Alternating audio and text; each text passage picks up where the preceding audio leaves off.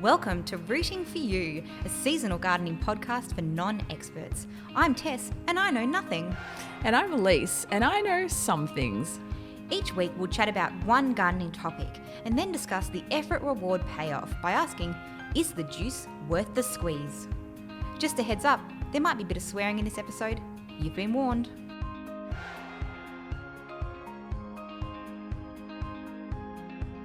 Hello. Rooting for You is still recording remotely in Melbourne lockdown, so please excuse any issues with the recording quality. I think we're getting much better at this remote recording business each time we do it, and thank you very much for sticking with us on this learning curve. Welcome to spring. I am so excited. For me, when I think of spring, I'm thinking of the garden just coming alive. Spring is cherry blossoms and magnolias and the beautiful smell of jasmine.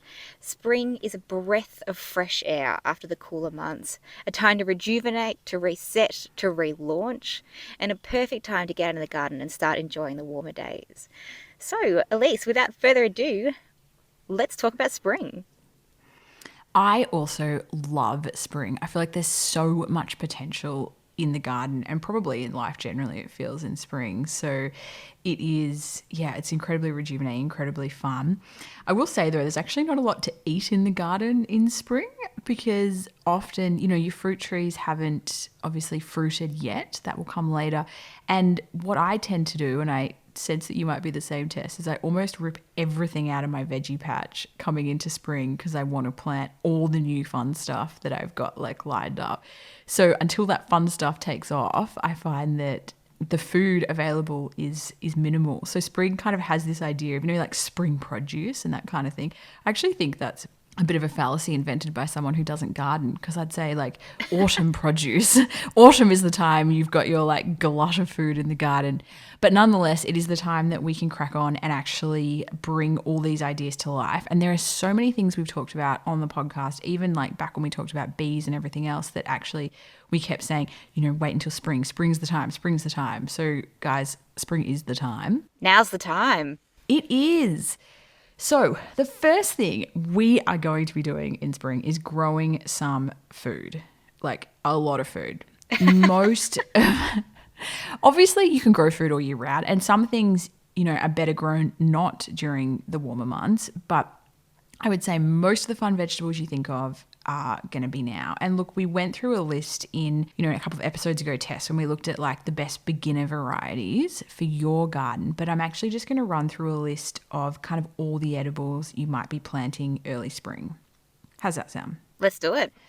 Strap yourself in. Okay, we've got artichokes, asparagus, basil, beans, beetroot, broccoli, capsicum, carrot, celeriac, celery, chicory, chives, chili, coriander, cucumber, dill, eggplant, endive, fennel, horseradish, Jerusalem artichokes, kohlrabi, leeks, lettuce, mustard greens, parsnips, peas, potatoes, pumpkin, radish, rhubarb, melons, silver beet, spring onions, strawberries, sunflowers, corn, tomato, turnip, and zucchini. I mean, wow. If there isn't something in that list that you feel excited about, maybe we're not the podcast for you. Do I just love what you said a moment ago about potential, and that's what that list screams. There is so much potential in that list. So much. And it's just, obviously no one's going to grow all the things on these lists, not even me, not by a long shot, but just the opportunity. And, 1 year you might focus on one of those or two of those, then the next year you try something else. And it's just, it's ripe with possibility. I love it. Look, if that list seems overwhelming to you guys, that's fine, because you'll go back and you'll listen to the list on Tessa's garden, where we've got the beginner picks. But if you're more experienced, whack in those eggplants, whack in those capsicums, go for gold. I did say in that episode about you, Tess, one of the key beginner tips for growing food in spring is to get things in early. Now, I do not want, and that was kind of to mitigate what happened with you in the old March planted tomatoes, or sorry for everyone listening worldwide, the old autumn planted tomatoes that are not going to succeed. I will say though, if you're in the colder parts of Australia, so the south of Australia or the colder parts worldwide, Early spring is actually a bit too early for some of the seedlings. So if you plant a tomato seedling in, the first day of spring, I actually think it's going to be too cold and it might die. So I want things to be in early, but I do think you need to look specific to your area and just make sure that you're not getting them in too early, because then you're going to have problems as well. If you're in the warmer climates, go for gold. But where we are, Tess, it's going to be a little bit dicey. So what you would do is you would start those seedlings in your greenhouse, the start of spring. And then when they're ready to plant out, that will be the time that the weather is actually hospitable to those plants. Mm-hmm. The other thing that you actually asked me in that episode was about the top tips for starting the spring garden. And one of them that I thought about afterwards that I should have mentioned is you really got to give fruiting plants the space they need. This is a common mistake I see for beginner gardeners. And what that looks like is someone planting a tomato plant in a tiny pot. It's never, ever, ever going to give you the bounty because it just doesn't have the space. So if you're in doubt about spacing issues, Google it, find out what it needs and give it the proper space. If it's a fruiting plant, so that's your zucchinis and your tomatoes, your pumpkins, that kind of thing. If it's a leaf plant that we eat, so like a kale or a silver beet, it doesn't really matter if our plant is too small, because if we have a small kale plant or we have a small silver beet plant, we can still eat those leaves. We're just not going to have as many of them, but it's still going to be a success. If you plant a tomato in a pot that's too small, you're going to have this bushy tomato plant, no tomatoes, and given the leaves are, arguably useless to you, the whole thing is not a success.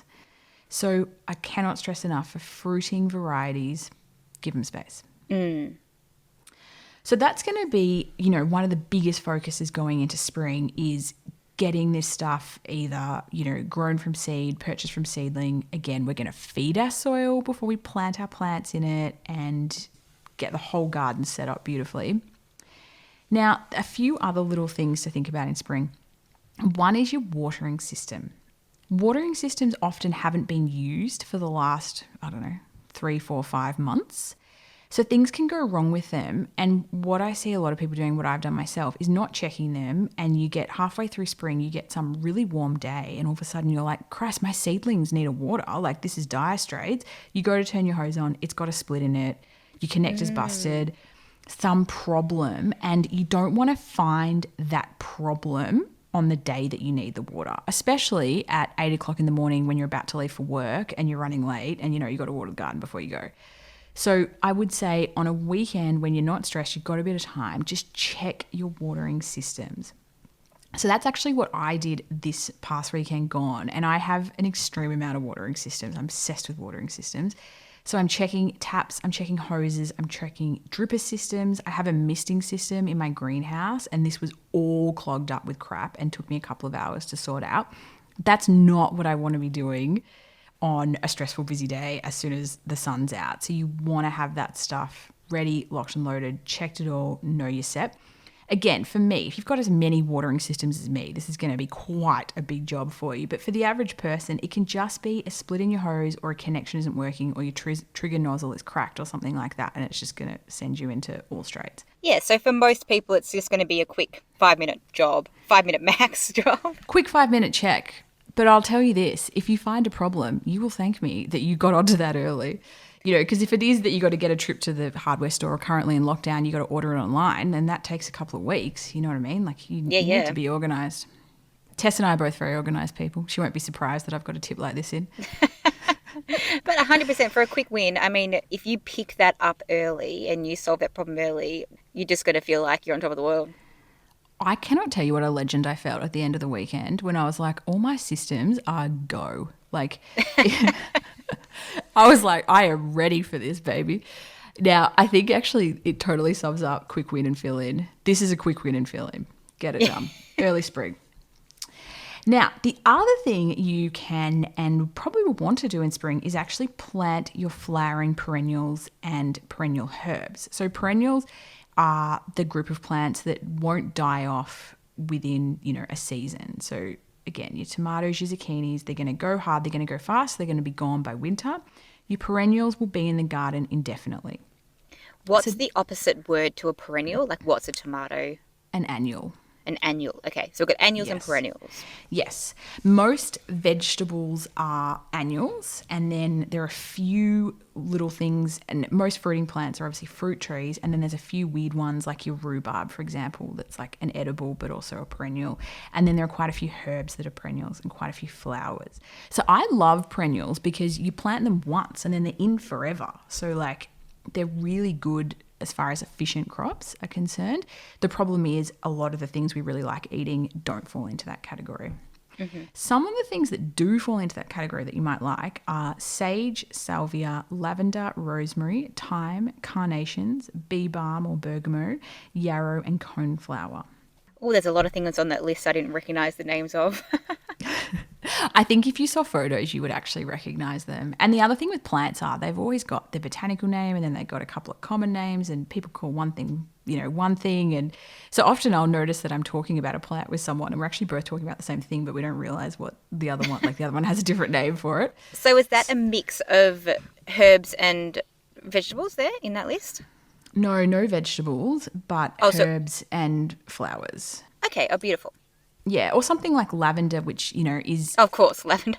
yeah, which which is a perennial flower, but I kind of put it in the herb category because it is like quite a nice one to cut and bring into the house and that kind of thing. I mean, it's not a herb. Like I don't anyone think Alyce thinks lavender's a herb. It's not, but I mean, I kind of see it in that like functional plant category, if that makes sense. And actually, most of those, if not all that I've listed, are really good bee food. And in the bee episode, when we talked about things you can do to help the bees, most of the plants we listed as, plants to help bees fall into this flowering perennials. So spring is the time to get them in. And they're also the really pretty ones, like lavender. Again, everyone knows what lavender is. Like it's a beautiful bush. You can put it in a pot or have it in the ground. It's really hardy. It's just an easy win and smells beautiful. Bees love it. Can't go wrong. So that would be something that we would start planting in spring once, if you're in a really cold area like I am, you might not do it on the first day of spring, but for most people, they're going to get it in pretty early. And the idea is we want to get those plants in early to give them the best chance to root up and grow as big as possible before we hit winter again. So it's just about giving them the best start. Ah, okay. Yeah. Understood. Yeah, so that's why spring is so key for those, even though they grow all year round. So the other thing that we are planting at this time is dahlias. Now, this seems like quite a niche thing to mention on an episode discussing the entire spring, but anyone who follows me on Instagram knows I'm obsessed with dahlias. They are my favourite flower. I cannot grow enough of them, and I get a lot of people asking me when I post photos, like, what's the deal with them? They grow from a tuber that kind of looks like a potato. Oh. And yeah, so you buy this potato-looking tuber online or, from gardening stores. They're actually quite hard to get because I think they're a bit trendy at the moment. But if you can get your hands on something, you can grow them from seed, but I would say, especially if you're a beginner, don't just buy a tuber. And you plant that in early spring, and then by summer and autumn, you will have big, beautiful dahlias. First year, maybe not a trillion of them, but each year the tubers will get bigger and bigger, these potato things under the ground, and you'll get more and more and more flowers. So it is one of those things, it's an investment. And this is a perennial as well? Yeah, it is a perennial. They're a weird thing. Like a lot of people in certain climates actually dig them up and then store them inside over winter and then plant them back out in spring. Now, frankly, I mean, there has to... Seems like a lot of work. I know, I agree. I mean, there has to be a reason everyone does it. I don't know what it is, and I don't do it. I just leave mine in the People ground. who live in snowy areas? Well, no, because it doesn't get much colder than where I am. Like it snows where I am. I wonder, this is not gospel, but I wonder if because it's so cold, mine are okay in the ground. I wonder if it's in the warmer climates you need to get them out, but I have no idea. Anyway, if you want to grow dahlias, get a couple and leave them in the ground, see what happens, because it's a massive time save not having to dig them up and replant them. Definitely. I've had them in for like 10 years. And these potato tuber things are like the size of bloody rock melons these days, but they just hang out there. So the reason I really like them as well, other than my aesthetic preferences for them, is they continue to flower throughout pretty much all of summer and all of autumn. So you pretty much get 6 months of cut flowers, whereas something like tulips, beautiful, but you only get like a month of tulips and then they're gone. So I kind of really like to aim for crops, edible and visual, that kind of keep giving. Like a cut and come again in the flower department. No, that's a beautiful idea. I love it. How much space does a dahlia need? Different varieties need different amounts. So you can get quite small ones that you can grow in pots, and then bigger ones that you might put in a 70 centimetre squared kind of space. Okay. Again, the variety will determine the shape of the flower and also the space requirements. And that's the other thing, going back to the edible crops like the tomatoes, is most tomatoes are going to need quite a big space, but there are varieties that have been kind of cultivated to suit, balcony gardeners and people with really small spaces. And these are often called, I think they're called patio variety tomatoes or something like that. So you can actually find fruiting crops suitable for smaller spaces and suitable for smaller pots, but you just have to make sure you pick the variety. It's like we can't just talk about tomatoes generally. There's just too many varieties, too many types, too many needs. So again, I keep saying it, go back to the seed packet, go back to the punnet and really check what the grower has recommended space-wise and go off that, because you will find ones for different spaces. You've got to pick them right. So the other thing we're going to be enjoying in spring is all the bulbs that will be out. So this is the beautiful daffodils, the tulips, the jonquils, the irises, the hyacinth, all the beautiful things that we think of when we come to spring. In fact, it's not even spring yet, the day we're recording this, it's the very end of winter. And, Tess, I'm sure you've seen around your parts as well, there's daffodils popping up, people's front gardens, nature strips. I love them. They are a really easy one to grow because you plant a bulb, which looks like a garlic bulb, I suppose, but then you do just leave it in there. So it's like the dahlia, but without thinking you have to dig the thing up. So once they're in, they just stay in forever, and they actually will often grow bigger and create more clumps and kind of naturalize. So you might plant one daffodil bulb, and then like a few years later, you've got heaps of daffodil bulbs in that one spot. Can you cut your daffodils and bring them inside? Yeah, absolutely. And they will last for a couple of weeks, just like a cut flower, like anything else you'd buy. So yeah, they're not going to regrow once you've cut them though, but 100% they will last for ages. Now, I wanted to mention them in spring because that's when they're all up and about and they're beautiful to look at. But I want to flag with people, you don't plant them in spring. You plant them in autumn. Ah. But I wanted people to think about it now, because if you see the varieties you like now, you can make a note of what you're going to purchase in autumn, having seen them in the flesh, experienced them, smelled them, that kind of thing. So come autumn, we will do a bulb planting episode. But for the moment, I just want you to admire and get a little wish list going of the bulbs, because they are really easy and they are an ultimate quick win and fill in, because whack them in the ground and 10 years later you're still going to be enjoying them. And they just pop up every spring. They just know what the weather is. It's quite incredible. Do you have any in your garden? No, I don't. Well, there you go. Okay, we'll definitely get some in come autumn. The last thing we're going to really focus on in spring is if you've got bees, you want to watch out for swarming. So for anyone that doesn't have bees, obviously you don't have to worry about your bee swarming, but you might see bee swarms around and you should call, a local beekeeping society or that kind of thing to deal with them. What is a bee swarm? Yeah, I knew that'd be the question.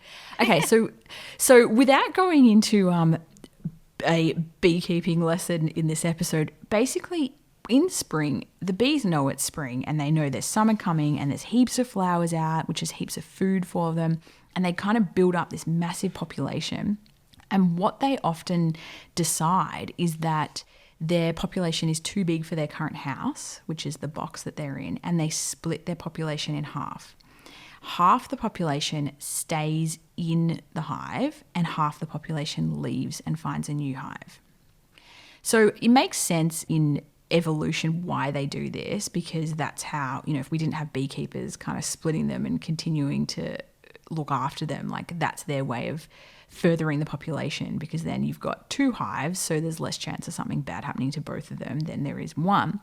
The problem with this is the half that leaves, they don't have a nice little box to set up in. So they might choose to set up in a tree in your backyard or your kid's cubby house or something like that, or like the corner of your shed. So as a beekeeper, you want to stop them doing that because it's not helpful. It's not good for them either because like that's not necessarily a great situation for them to be living in either. So it's like you want to protect the person whose shed it is, but you also want to protect the bees. So as a beekeeper, you need to pay close attention to your hive and stop it swarming. Again, I won't tell you how to do that, but watch some YouTube videos on that.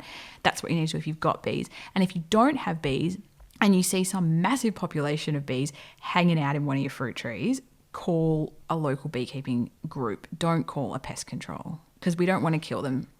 And the local beekeeping group will know how to, I assume, to move them on or to take them away. Yeah, so what they'll do is they'll come to the property and they'll take them away and they'll put them in a nice box and set them up in a proper home where someone can look after them and tend to them and they're not going to cause problems for anyone. Well, that's lovely. Doing Yeah, that as it opposed to is. calling pest control. Totally. And the other thing is, like, there are plenty of beekeepers who want more hives. So if you say, I've got a swarm in my garden, I promise you 10 people are going to rock up with a box. Like, beekeepers love this stuff. So, you know, it's definitely no inconvenience on them if you ask them to rescue a swarm. So absolutely give them the call. There's no reason, unless they're in some crazy situation that no one can get to them, there's no reason why they should ever be killed. They should just be moved on. But spring is the time that they are all about the old swarm. So people should just watch out for that. And again, as a beekeeper, and look, I say a good keeper doesn't let them swarm. Mine have swarmed plenty of times. When I say plenty, maybe 3 or 4, and I've beaten myself up about it each time because I'm like, a good beekeeper should have known this. But at the end of the day, like, they're really smart and they've got their own plan. And, sometimes you don't have control over these things. So, don't beat yourself up too much. But obviously we can do things to discourage them. So I think that is pretty much what is going on in spring. That sounds fantastic. Is there anything that you can say about the changeover of your garden bed between winter and spring? Yeah, as I said, I'm quite a fan of just ripping everything out and starting afresh. But the problem with that is that you do have like a bit of a shortage of edible crops for a period. Again, I know I say it every time, but this is the time to get the compost in and really build up those beds, especially when we're growing really heavy feeding crops like those fruiting crops, Again, like the pumpkins, that kind of thing, they really want a good feed. And given that you've got most, if not everything, out of the bed, it is the time to you can really get in there and work that soil. So I would say that's key.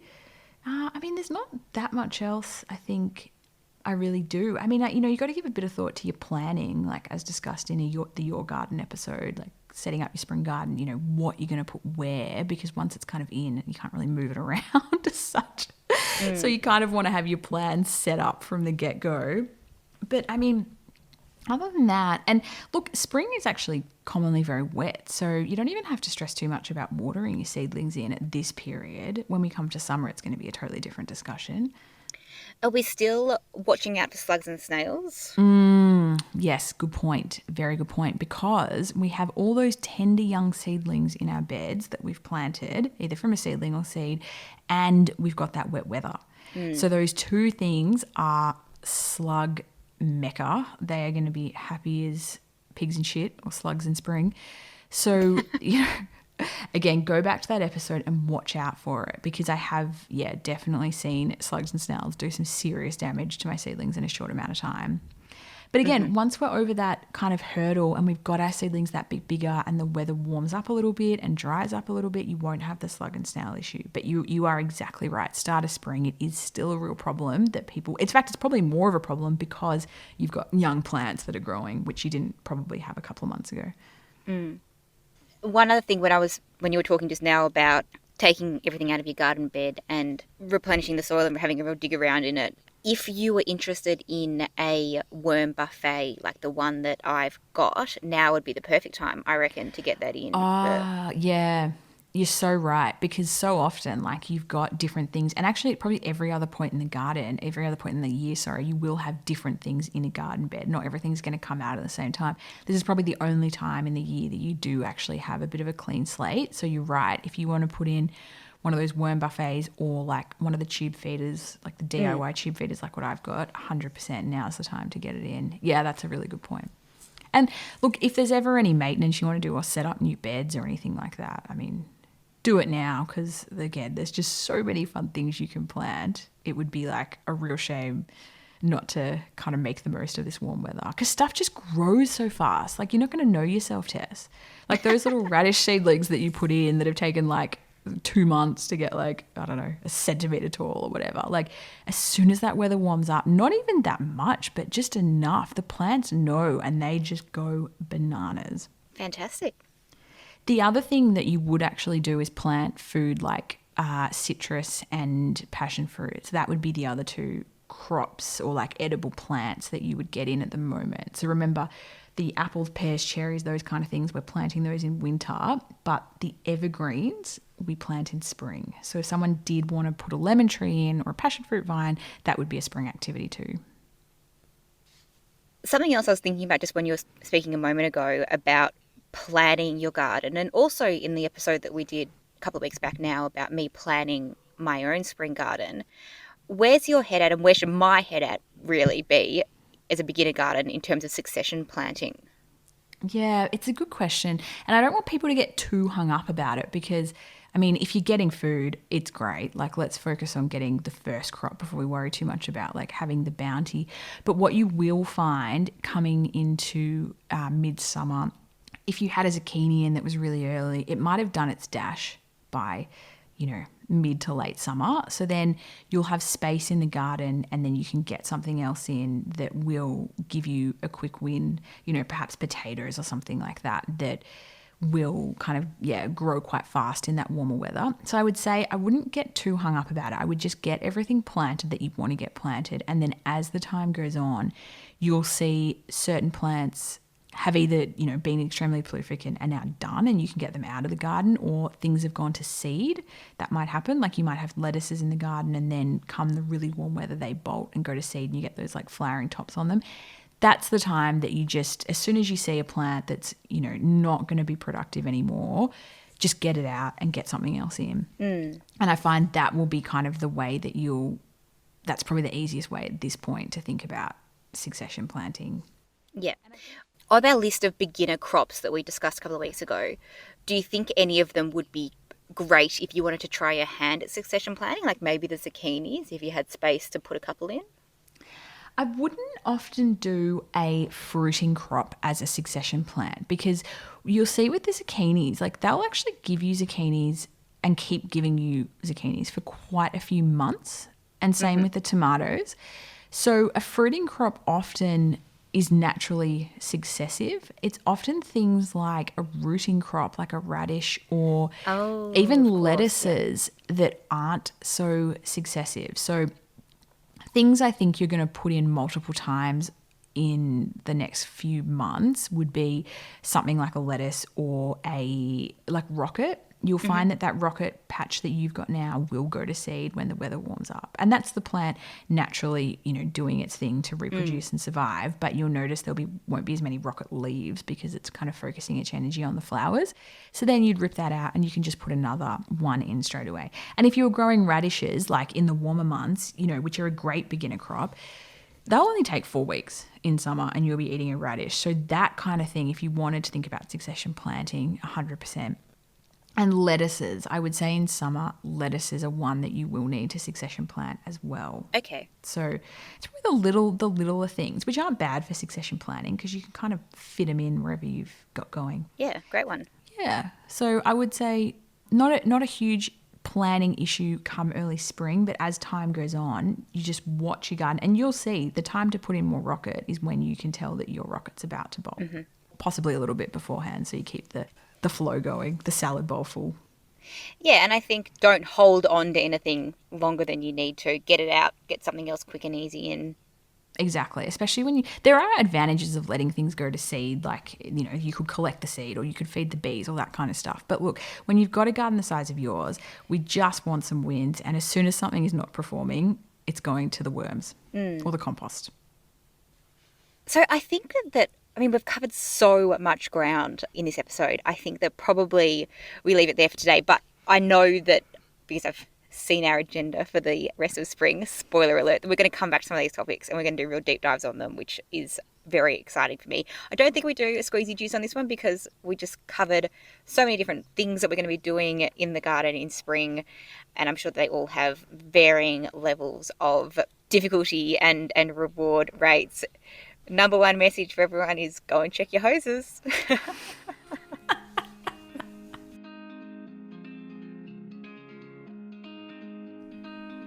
Rooting for You is hosted by Alyce and Tess, artwork by Lauren Janine. You can find us on Instagram at rootingforyoupod or email rootingforyou@alycealexandra.com. And remember, we are rooting for you.